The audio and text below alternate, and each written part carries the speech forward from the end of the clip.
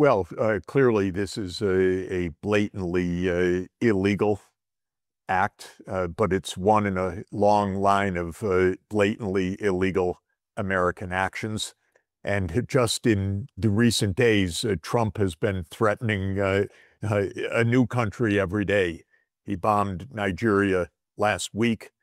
He said that the U.S. would intervene in Iran if the government acts against the protesters in a way that Trump doesn't like. He has invaded Venezuela. Just recently, he created a special envoy for Greenland, declaring that Greenland will be ours. So it's a threat against Europe, which of course Europe doesn't even acknowledge or recognize because it's so passive relative to the United States. We are not in a constitutional order in the United States. We are in an order led by a military state. We do not obey the U.S. Constitution. Everything is by executive decree. When a congressman dared to mention the U.S. Constitution today, Trump said, "What is he whining about? This is ridiculous." Well, this is really, at least what Trump has done is expose the fact that we're at the end of constitutional rule in the United States.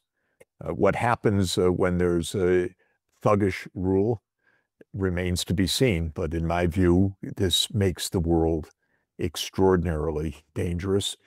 Of course, we're hardly at the end of the story about Venezuela itself. They have arrested a president, but this is not the end of anything.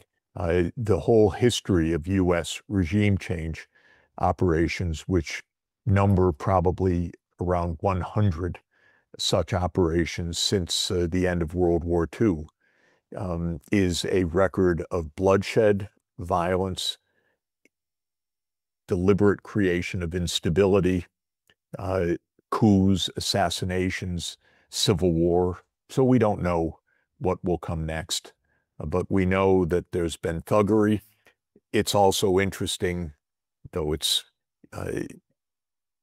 maybe I don't have a definitive count of it, but I've not noticed any of the mainstream media in the United States even raising a question about this. The New York Times, the so-called paper of record, did not one time in recent weeks say, "Oh, it wouldn't be a good idea to brazenly attack that country." The editorial board was completely silent. As far as I can see, it remains silent. Our Congress is moribund. It doesn't exist, in fact, in any operational sense. So I find all of this very dramatic and extremely worrisome. Though I hasten to repeat, we're not at the end of the story by any means of what will transpire in Venezuela itself. There is a government in place. There is a military. There is a mobilized part of society. There's lots of guns around. This is not a simple, smooth takeover by the United States as much as Donald Trump might believe so. Yeah, that long list of only the threats being made over the past few weeks is quite extraordinary. And we see Trump getting increasingly unhinged, not just at our domestic, but also at the international level. But the Europeans, though, have, the leaders, of Europe, have predictably showed their obedience and offered their support, making it clear they consider Maduro illegitimate and seeking, well, essentially to back the American position on this. But what does this mean for Latin America? Because in the U.S. national security strategy, it outlined clearly that this was, well, more or less America's backyard now, and it wanted other great powers out, and the U.S. should, well, reign supreme. Is this something, a warning for what's to come in other places in Latin America as well? Well, first, let me say a word about Europe. It's a very sad day for your country, Glenn. I think we can rename the Nobel Peace Prize as the Nobel War Prize. It was given to a person this year who called for exactly what has happened today, who called for a military strike by the United States on Venezuela. It came to pass. This is a tragedy for countries, governments, and institutions that once upon a time talked about international law. The European response has been pathetic, absolutely pathetic. Of course, every leader in Europe seems to cower to the U.S., to be terrified. The strongest statements were, we hope that this will return to stability soon, not any kind of shock of a brazen attack against the international order, against the UN Charter, against peace itself. So this is the world that we're in right now. Europe varies between complete vassalage and acquiescence to the U.S. or its own warmongering when it comes to Russia. There seems to be no diplomacy, no peace, and no attachment to multilateralism or to the UN Charter. You don't see it anywhere. When it comes to Latin America, of course, Trump has been openly saying that the United States rules the Western Hemisphere. It will dictate the terms.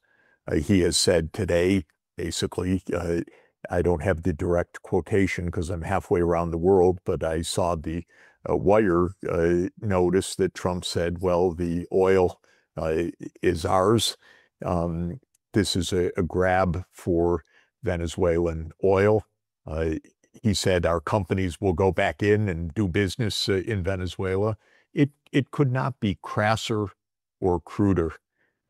And we've been there before in this kind of world. We have had a world of sheer imperialism that it was not in any way tempered or bound by international law, and it led to 2 world wars and unconscionable, unimaginable loss of life. So we've been in this kind of situation before. We've never been in this kind of lawlessness in the nuclear age, however, and I think that this is just extraordinarily worrisome to have an unhinged, undisciplined,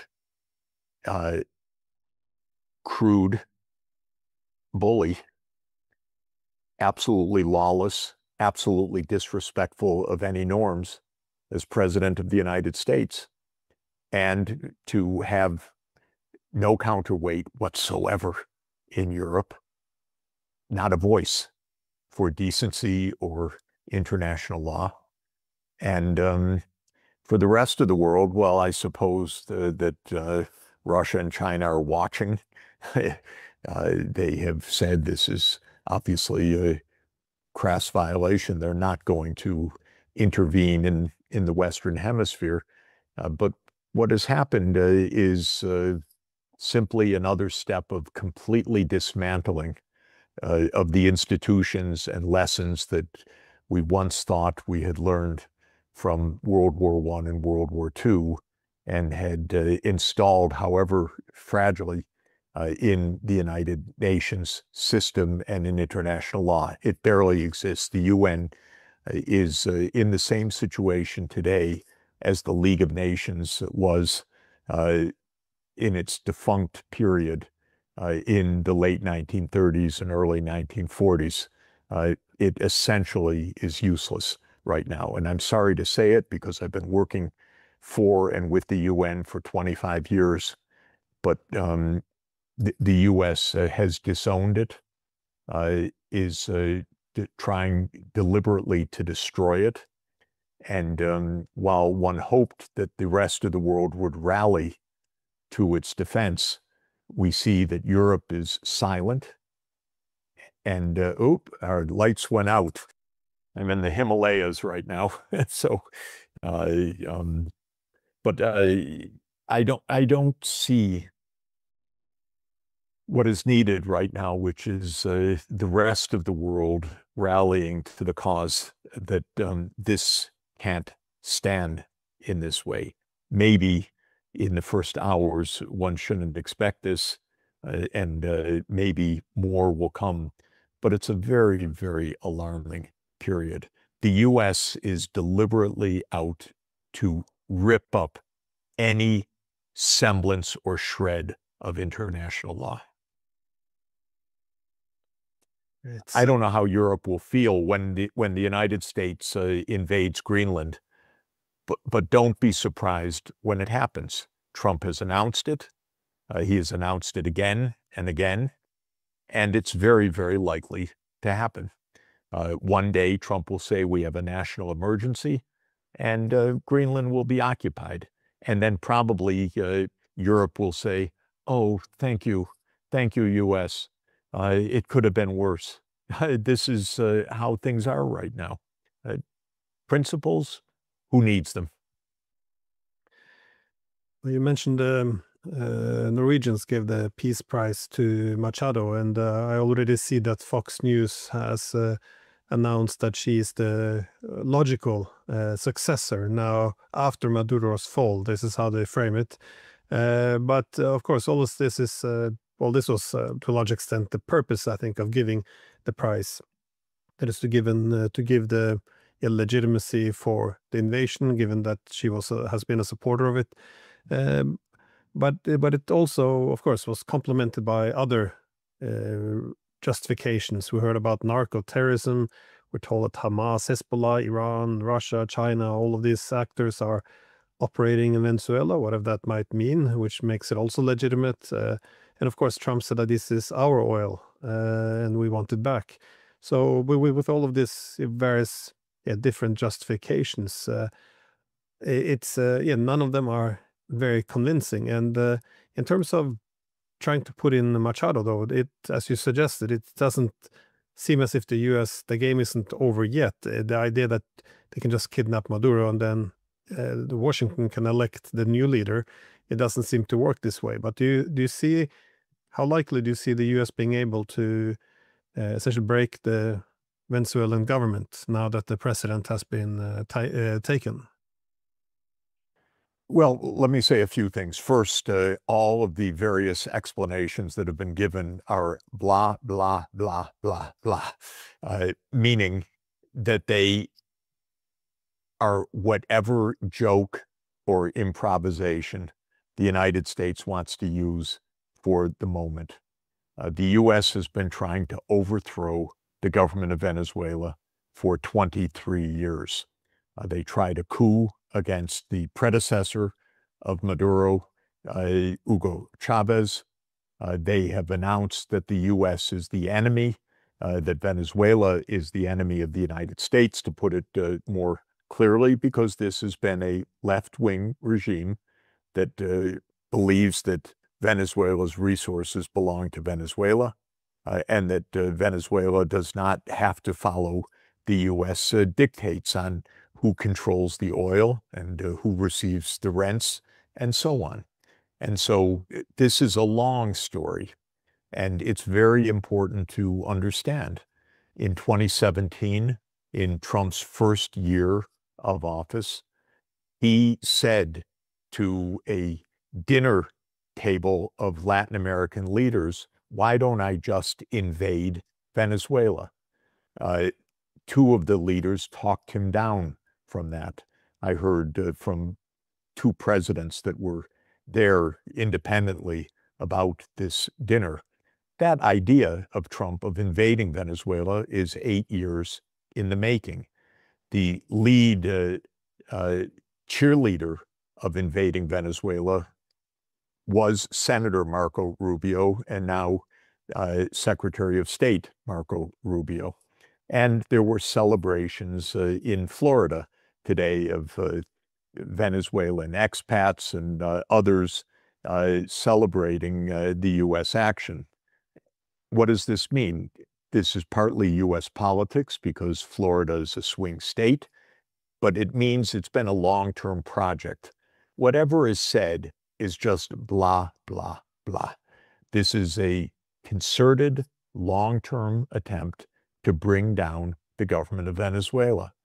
I think people would do well to understand how the U.S. foreign policy operates. It operates on a long-term basis and tells whatever lies or stories or narratives it wants to tell at any given moment to keep the long-term narrative. In the case of Ukraine, it was a 30-year project to bring Ukraine into the American military orbit. This goes back to the early 1990s. In the case of Venezuela, it's been a more than 20-year effort. In the case of Syria, where Bashar al-Assad was brought down last year, that was an effort of 13 years by the CIA and the U.S. deep state. These are projects, and trying to overthrow Venezuela, which just happens to have the world's largest reserves of oil in the whole world, larger than Saudi Arabia, though more expensive to produce because it's heavy oil, but still the world's largest reserves. Well, this is a project of the United States. Trump is unusually thuggish. The collapse of the American constitutional order is very far advanced.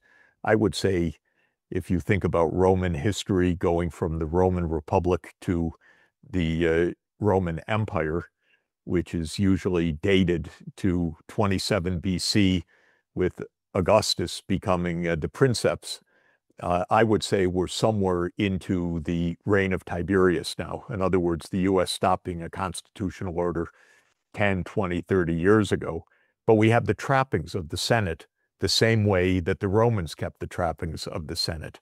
We don't have a constitutional order. We have a president enriching himself and his friends. Nobody says a word. We have a president that rules by executive decree. No one says a word. We have a president going to war against Iran or complicity in Gaza or attacking Venezuela or bombing Nigeria. Nobody says a word. We're into a post-constitutional order in the United States. So this is really our situation. It's quite dramatic.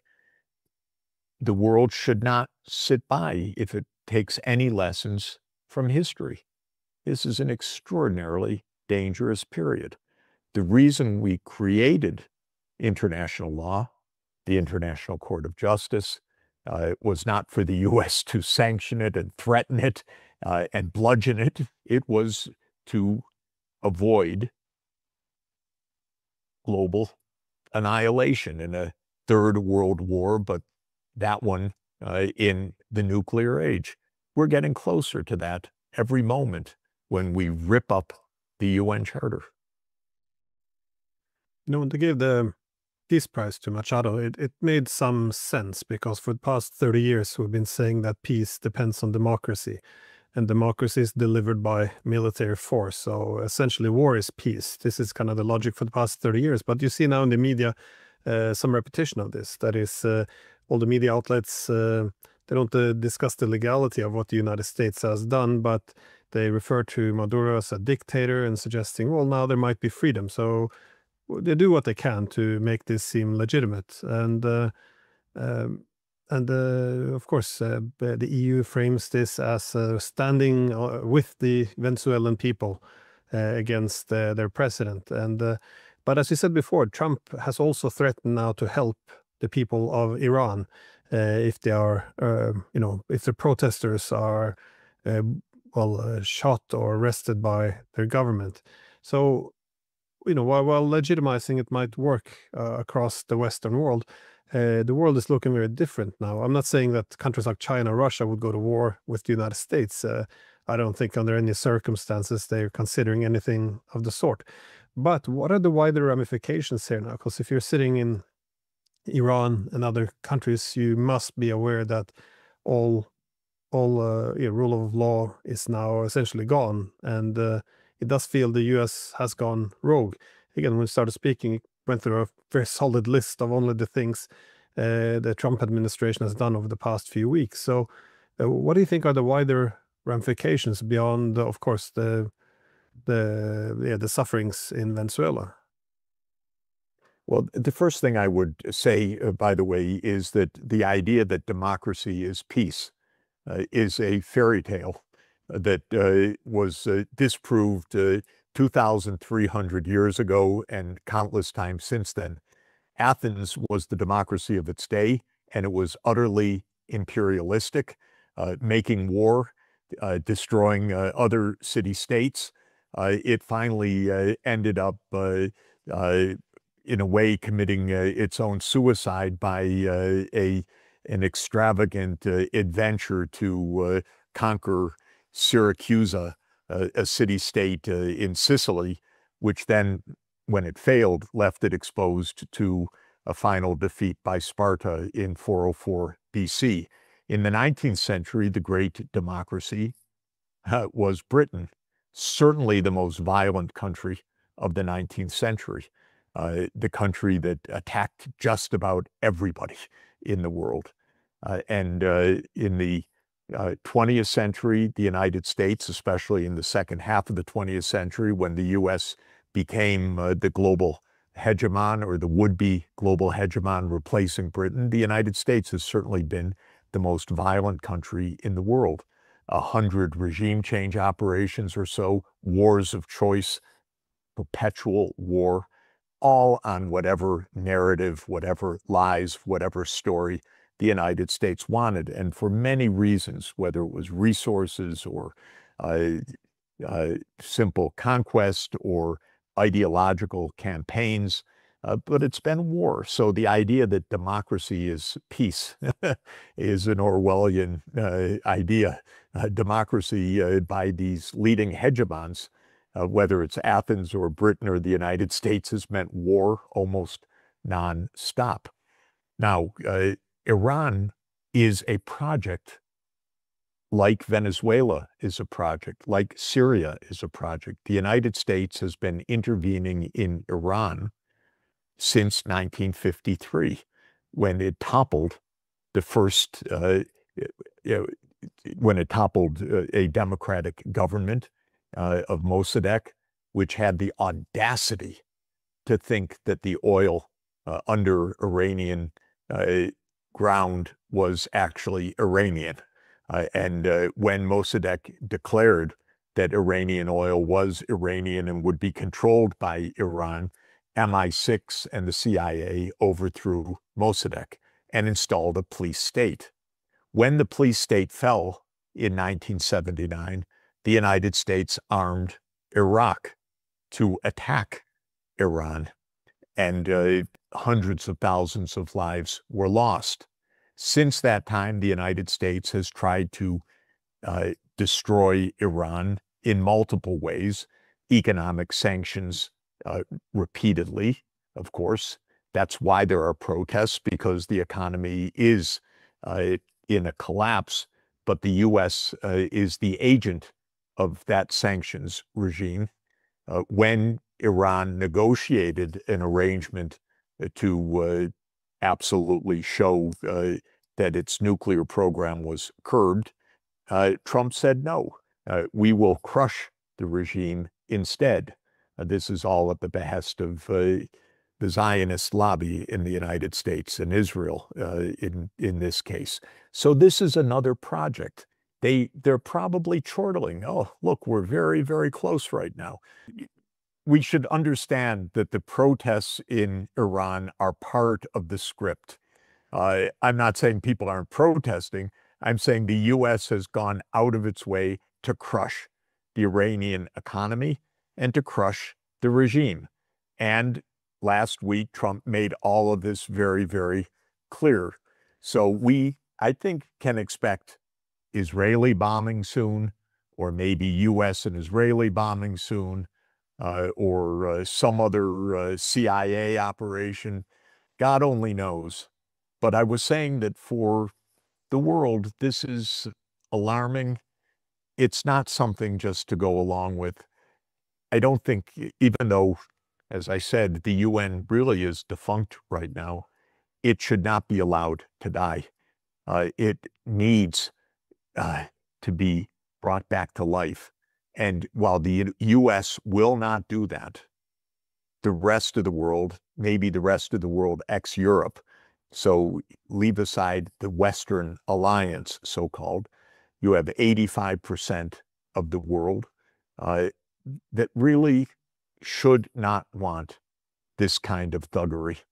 Of course, as an American, I don't want this kind of thuggery, but nobody asks the American people anything anymore. This is all a military state that we're in that is extra-constitutional. Well, it seems that the success of the U.S. attack, though, on Venezuela will to a large extent depend on how quick they can do this. If they're able to topple the government and get this done by the end of the weekend, then it would be low-hanging fruit. Just we went in, we showed strength, and now we have all their oil. But if it drags on, it could be deeply problematic. How do you see this affecting the base of Donald Trump? Because it appears that the America First people are already quite kind of split with the people essentially aligned with the ideas of Tucker Carlson see this as being a violation of a Trump's mandate, what they voted for. I think you're exactly right. What will determine the verdict is what happens in the coming days and weeks and months. My guess on that, and I will underscore guess, is that nothing will go smoothly. We have a long history of regime change operations. Sometimes they succeed. This one has not even succeeded yet. This has been a decapitation of a president and his wife, not of the regime. And it's hard actually to see how the regime is brought down by this per se. But there could, it's possible that something more happens. I'm sure there are plans and ideas, but the history of these operations is that they are followed by long periods of unrest, coups, instability, insurrections, civil war. And I think that this is quite possible, what will happen in Venezuela. There's a very good book that everyone who wants to understand American foreign policy should read called Covert Regime Change by Lindsay O'Rourke, who was a PhD student of John Mearsheimer and wrote her dissertation on the 64 covert regime change operations that took place between 1947 and 1989. By the way, covert regime change is a little bit of an oxymoron. When the regime is changed, you know who did it. What covert means is the U.S. lies about it. So not that it's unknown who did it, but that the U.S. lies about it. So you could say 64 regime change operations in which the U.S. lied. Now, she documents what happens. Many of them failed to achieve regime change.